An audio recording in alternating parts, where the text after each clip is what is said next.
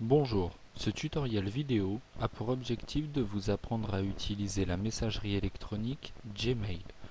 À travers ce tutoriel, nous allons voir comment envoyer des mails, archiver et sauvegarder les mails reçus.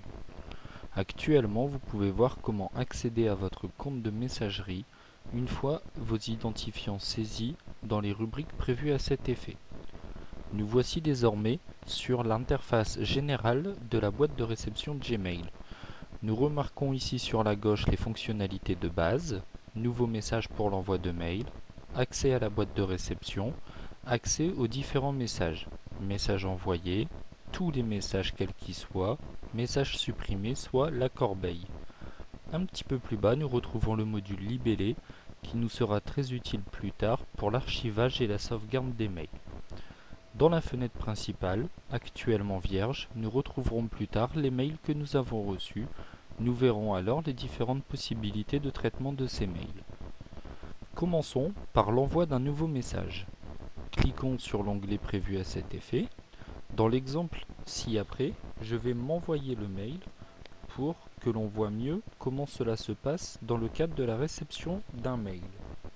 Je saisis donc mon adresse. Ensuite, nous allons saisir l'objet du mail, le contenu du mail. À noter qu'il nous est possible d'insérer des pièces jointes dans le mail. Bien évidemment, le poids ne doit pas être trop important. On clique sur joindre un fichier, on parcourt les dossiers du disque dur et on peut ajouter photos, musique, texte, tableau et autres documents. Une fois le mail rempli, il ne nous reste qu'à cliquer sur envoyer et attendre la confirmation en milieu d'écran.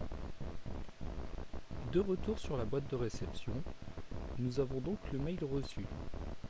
Moi, l'expéditeur, test, objet du mail, le début du mail, sur la droite, l'heure d'envoi ou le jour d'envoi selon la date de réception de celui-ci. Un petit peu par ici sur la gauche, apparaîtra quelquefois un trombone qui indiquera qu'une pièce jointe est inclue dans le mail. Ouvrons le mail pour voir les possibilités de traitement de celui-ci.